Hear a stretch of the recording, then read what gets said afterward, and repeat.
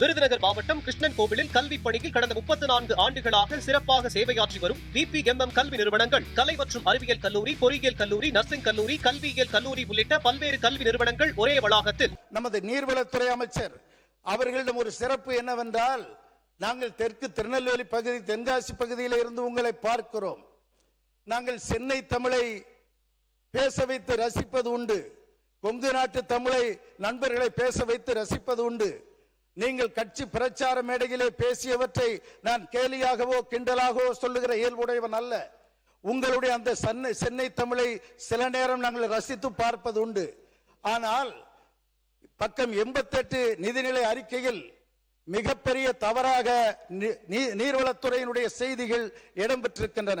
அதில் நீங்கள் என்ன சொல்ல வருகிறீர்கள் என்றால், நதிகளை இணைக்கின்ற அந்த திட்டத்தை கடந்த கால அரசுகள் மிகவும் தாமதப்படுத்தியதால் வேளாண் உற்பத்தி பாதிக்கப்பட்டிருக்கிறது என்று குறிப்பிட்டீர்கள். நதிகளை இணைப்பதற்கு தமிழ்நாடு அரசு என்னென்ன திட்டங்களை வைத்திருக்கிறது என்பது ஒரு பக்கம் இருக்கட்டும். தமிழ்நாட்டில் 32 முக்கிய நதிகள் இருக்கின்றன. அதில் 3 நதிகள் தான் இதுவரை இணைக்கப்பட்டு செயல்பாட்டுக்கு வந்திருக்கின்றன. அந்த 3 நதிகள் எவை என்றால், நான் தண்ணீர் குடித்து வளர்கின்ற தாமிரபரணி நதி, கருமேனியாறு, நம்பியாறு நதிகள் இணைக்கப்பட்டிருக்கின்றன. இந்த 3 நதிகளையும் இணைத்த புத்துலக சிற்பி டாக்டர் கலைஞர் என்பதை இங்கே பணிவோடு நினைவுபடுத்துகின்றேன். 2009ஆம் ஆண்டு தொடங்கப்பட்ட அந்த திட்டம் பிப்ரவரி 2026 திராவிட மாடல் அரசின் முதல்வர் தலைவர் மு.க. ஸ்டாலின் அவர்களால் நிறைவு பெற்றிருக்கிறது என்பதை சுட்டிக்காட்டுகிறேன். அது 1600 கோடி திட்டம். ஆனால் நீர்வளத்துறை அமைச்சரான நீங்கள் காவிரி, வைகை, குண்டாறு திட்டம் எங்கள் ஆட்சியில் செயல்படுத்தப்படும் என்று பட்ஜெட் பக்கம் 88 தெரிவித்துள்ளீர்கள். நான் கவலையோடு சுட்டிக்காட்ட விரும்புகிறேன். இந்த திட்டம் 2014ஆம் ஆண்டில் செயல்பாட்டுக்கு வரும் என்று அறிவிக்கப்பட்டு நிதிகள் ஒதுக்கப்பட்டு ஒரு பக்கத்திலே ஒரு 9 கிலோமீட்டர் தூரத்திற்கு தேவையான நிலங்களும் ஆர்ஜிதம் செய்யப்பட்டுள்ளன. ஆனால் நீங்கள் 150 கோடி ரூபாய் ஒதுக்கிவிட்டு நமது நதிகளை விரைவாக இணைக்கப் போகிறோம் என்று சொல்வது இந்த காவிரி, வைகை, குண்டாறு இணைப்பு திட்டத்தில் சாத்தியமில்லை. ஏனென்றால் 3 கட்டங்களாக நிறைவேற்றப்பட வேண்டிய இந்த திட்டத்தின் மொத்த தூரம் 262 கிலோமீட்டர். இன்றைய மதிப்பீட்டில் தேவைப்படுகிற நிதி 16,000 கோடி. அதில் பாதி தெற்கு வெள்ளாறு வரை நிறைவேற்றலாம் என்று சொன்னால் தேவைப்படுகிற நிதி 7,000 கோடி. நீங்கள் ஒதுக்கி இருப்பது 150 கோடி தான். அதிலும் எதிர்க்கட்சியாக இருக்கின்ற பழைய அரசுகள் ஒழுங்காக உரிய நேரத்தில் நதிகளை இணைக்கின்ற திட்டத்தை நிறைவேற்றவில்லை. நாங்கள் நிறைவேற்றுவதற்கு இந்த திட்டத்திற்கு இவ்வளவு நிதியை தந்திருக்கிறோம் என்று சொல்வது பொருத்தமில்லாத வாதமாக இருக்கிறது.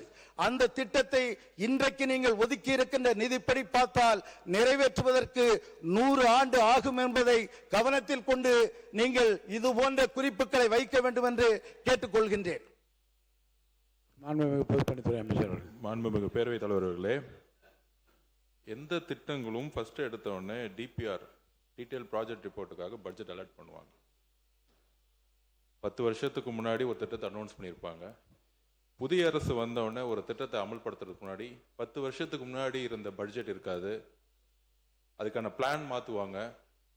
பொதுப்பணித்துறையோ நீர்வளத்துறையோ அதுக்கான டெக்னிக்கல் லெவலில் இருக்கும், எக்ஸிக்யூஷன் லெவலில் இருக்கும். ஸோ இந்த மாதிரி திட்டங்கள் திருப்பியும் பழைய திட்டங்கள் இருக்கக்கூடியதை அமல்படுத்தும் பொழுது ஃபர்ஸ்ட் எடுத்தோன்னே டிபிஆருக்கு தான் ப்ராஜெக்ட் கொடுங்க. நிறைய பேர் வந்து பட்ஜெட்டில் டிபிஆருக்கு ஒதுக்குன அமௌண்ட்டை வந்து டீடைல் ப்ராஜெக்ட் ரிப்போர்ட்டுக்கு ஒதுக்குன அந்த பட்ஜெட்டை வந்து திட்டத்துக்கான ஒரு பட்ஜெட்டாக நினச்சி நிறைய சட்டமன்ற உறுப்பினர்கள் தவறுதலாக ஒரு கண்ணோட்டத்தில் பேசுனாங்க. அதை நாங்கள் திருத்திக்கிறோம். மாண்புமிகு சட்டமன்ற உறுப்பினர்கள் ஒரு கேள்வி, போன ஆட்சியில் போன பட்ஜெட்டில் நீர்வளத்துறைக்கு எவ்வளோ பட்ஜெட் ஒதுக்குனாங்க, இந்த ஆட்சியில் எவ்வளோ பட்ஜெட் ஒதுக்கிருக்காங்க? தயவு செஞ்சு அந்த டேட்டாவை சொல்லுங்க. எந்திரிச்சு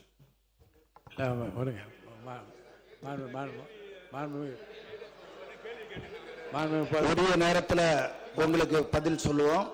ஆனா மாண்புமிகு பொதுப்பணித்துறை அமைச்சருக்கு சொல்றேன், மாண்புமிகு பொதுப்பணித்துறை அமைச்சர்களுக்கு சொல்றேன், நீங்க சொல்ற நான் பேசுறேன். மாண்புமிகு நீர்வளத்துறை அமைச்சர் சொல்லுங்க. நீர்வளத்துறை அமைச்சர் சொல்லுங்க. இல்ல மாண்பு பேரவைத் தலைவர் அவர்களே, உறுப்பினர் வந்து டேட்டாவோட எல்லாமே வந்து அவர் சொல்றாரு. பட்ஜெட்டு உரையில் வந்து இது மாதிரி நாங்கள் 150 கோடி இதெல்லாம் சொல்றாரு. டிபிஆர்ன்றதை முதல்ல நாங்கள் அதை தயாரிச்சுட்டு அவர் இதெல்லாம் நடக்கிறதுக்கு 100 வருஷம் ஆகுன்றாரு. இந்த அரசால எல்லாத்தையும் எங்களால் செய்ய முடியும் என்பதை நாங்கள் கூடிய விரைவில் நிரூபிப்போம் என்பதை தெரிவிச்சுக்கிறோம்.